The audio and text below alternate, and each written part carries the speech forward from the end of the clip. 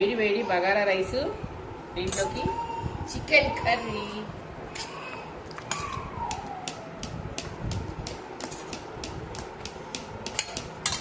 దీంట్లోకి అలసంద వడలు. చాలా చాలా టేస్టీగా ఉన్నాయండి అలసంద వడలు. చికెన్లో చాలా బాగుంటాయి. నాకు క్యారెట్ ముక్కలు ఇష్టం కదా, ఆనియన్. ఈ అలసంద వడలు టేస్ట్ చేద్దాం చికెన్లో. ఇందాక అల్లపచ్చలు తిన్నాను, బాగున్నాయి. చికెన్లో చాలా బాగున్నాయండి.